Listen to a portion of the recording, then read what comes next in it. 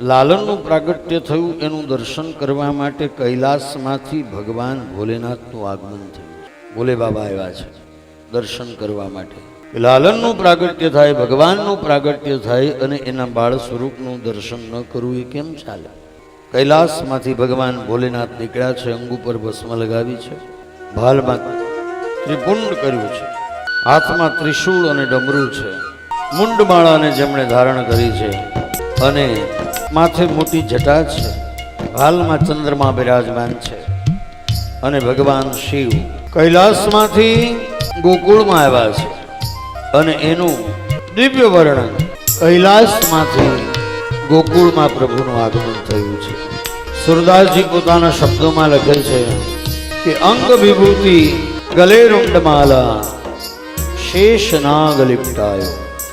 શરીર ઉપર ભસ્મ લગાવી છે, ગળામાં મુંડમાળાને ધારણ કરેલી છે અને શેષ નાગને ધારણ કર્યો છે. અને બાંકો તિલક ભાલ ચંદ્રમા, ત્રિપુંડ અને ભાલમાં ચંદ્રમા ધારણ કરેલ છે અને ઘર ઘર અલગ જગાયો છે.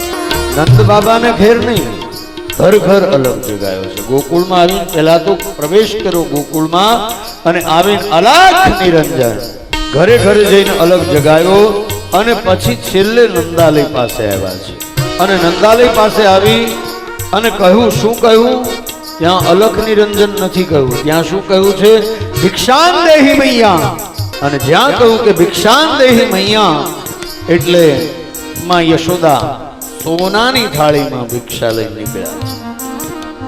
કંચન થાળ ધરાયો, સોનાની થાળીની અંદર ભિક્ષા લઈને માં યશોદા આવ્યા અને કહ્યું, મહારાજ લો ભિક્ષા. થયું કોઈ સાધુ મહાત્મા તો આવતા હોય ભિક્ષા લેવા માટે. જ્યારે કહું કે લો ભિક્ષા, આવો આસન ઉપર અને ભિક્ષા ગ્રહણ કરો. જ્યારે ભિક્ષા ગ્રહણ કરવાનું કહ્યું ત્યારે ભગવાન ભોલેનાથે કહ્યું કે માં, મને તારી ભિક્ષા નથી જોઈતી, હું ભિક્ષા લેવા માટે નથી આવ્યો. ભગવાન કહે છે મહાદેવ કે હું તારી ભિક્ષા લેવા નથી આવ્યો અને મારી તારી ભિક્ષા જોઈતી નથી. भोलेनाथ कहते हैं कि माँ मुझे तेरी भिक्षा नहीं चाहिए. माँ पूछू तो શું જોઈએ? कहूँ माँ मुझे भिक्षा को क्या, मुझे भिक्षा क्या करनी है? मारे भिक्षा શું કરવી? હું કોણ છું? દેવો કે દેવ મહાદેવ. હું પોતે મહેશ છું, સસુરો નગેશ. મારા સસરા હિમાલય છે જેમાં અખૂટ સંપત્તિ છે, એ મારા સસરા છે. સખા ધનેશ મારા મિત્ર કુબેર. અને સ્તનયોર ગણેશ મારો દીકરો છે ને ગણપતિ છે, જે રિદ્ધિ અને સિદ્ધિનો અધિપતિ છે. હવે આટલું જેની પાસે હોય એને ભિક્ષા માંગવાની જરૂર શું? એટલે માં, मैं भिक्षा लेने नहीं आया हूँ, मैं तो तेरे लालन का दर्शन करने के लिए आया हूँ. बस एक बार तेरे लालन का दर्शन करा दे. अब जब माँ से कहा कि एक बार तेरे लालन का दर्शन करा दे, तो माँ कहूँ बाबाजी ये बात खोटी.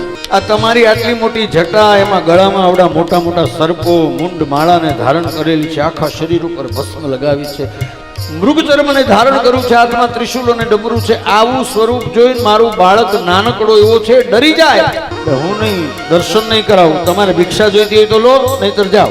भगवान भोलेनाथ कहते हैं कि मैया तेरे लालन का दर्शन करा दे, जब तक दर्शन नहीं कराएगी तब तक यहाँ से नहीं जाऊंगा.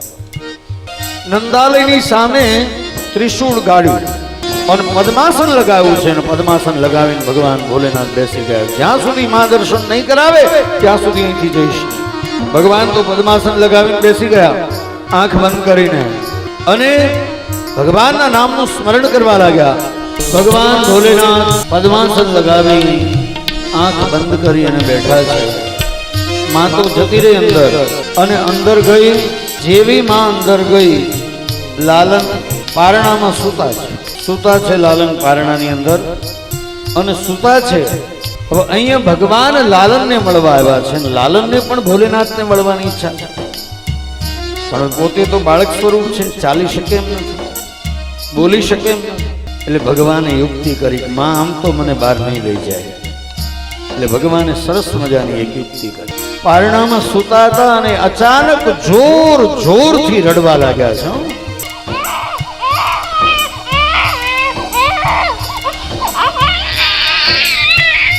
એવું જોર જોરથી રડવા લાગ્યા એમાં ભિક્ષાનો થાળ મૂકી અને દોટ કાઢી અને પલ્લામાંથી લાલનને તેડી લીધા. તેડી અને એને શાંત કરવાના પ્રયત્નો કરવા લાગી, સ્તનપાન કરાવવાનો પ્રયત્ન કરે, પણ લાલન જોર જોરથી રડે. એ લાલનના રુદનનો અવાજ સાંભળી અને આસપાસની ગોપીઓ દોડતી આવી. શું થયું લાલનને, શું થયું લાલનને? 5-25 ગોપિયા ભેગી થઈ ગઈ અને ભેગી થઈને લાલનને શું થયું કરવા લાગી. કહ્યું લાવમાં હું શાંત કરું. એક ગોપીએ લઈને શાંત કરવાનો પ્રયત્ન કરું, શાંત ન થયા. બીજી ગોપીએ પ્રયત્ન કરું, શાંત ન થયા. રડે છે. ગોપીએ કહ્યું શું થયું? અરે કહ્યું માં, યશોદાએ કહ્યું કે ખબર નહીં, અચાનક રડવા લાગ્યો છે.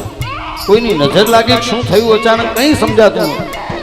ખૂબ પ્રયત્ન કર્યા પણ જ્યારે લાલન શાંત ન થયા ત્યારે એક ગોપી દોડીને બહાર આવી. પેલા મહાત્માજી બહાર બેઠા છે ને, એને પૂછ્યું બાબાજી, यदि किसी बालक को नजर लगी हो तो उस नजर को उतारना आपको आता है? बोले हाँ, मेरा तो काम ही यही है. लेके ગોપી દોડતી અંદર આવીને માં યશોદાને કહ્યું, માં પેલા બાબાજી આવ્યા છે ને, એને નજર ઉતારતા આવડે છે. અરે કહું, એક તો આટલો રોવે છે ને એમાં એ બાબાજીનું રૂપ જોશે તો વધારે રડશે. બીજી ગોપીએ કહ્યું કે માં આટલું જોરથી રડે છે, આનું ગળું હમણાં બેસી જશે. હવે આનાથી વધારે શું રડશે? અને કદાચ વધારે રડશે તો આપણે પાછા અંદર લઈ આવું, પણ તું ચાલતો થઈ. બધી ગોપીઓએ કહ્યું. એટલે માં યશોદા તૈયાર થયા છે, લાલનને લઈ અને બહાર આવ્યા.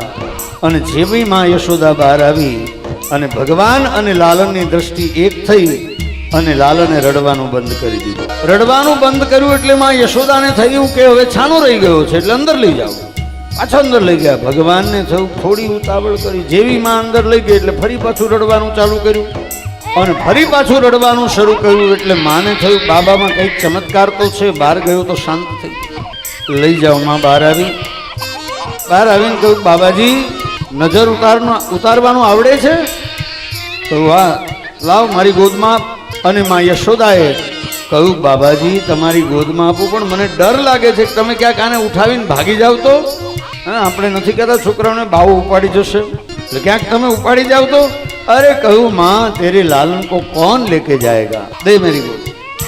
જેવા યશોદાજીએ ભગવાનને મહાદેવની ગોદમાં મૂક્યા અને ભગવાને રડવાનું બંધ કર્યું અને રુદન બંધ કર્યું. ભગવાનની ગોદમાં આવ્યા. આજ લાલનને આનંદ થયો છે. શિવ અને શામળિયાનું મિલન થયું છે.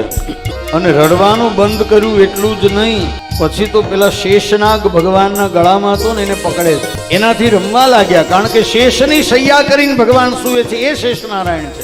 અને એની સાથે અવતાર લઈને આવ્યા છે બલભદ્રના રૂપમાં. એટલે એને લઈ અને આનંદ કરવા લાગ્યા. અને ભગવાન શિવને જોઈને લાલન ખિલખિલાટ હસવા લાગ્યા છે. એવું ભગવાને હાસ્ય કર્યું કે ભગવાનના એ અતિ દિવ્ય હાસ્યને જોઈ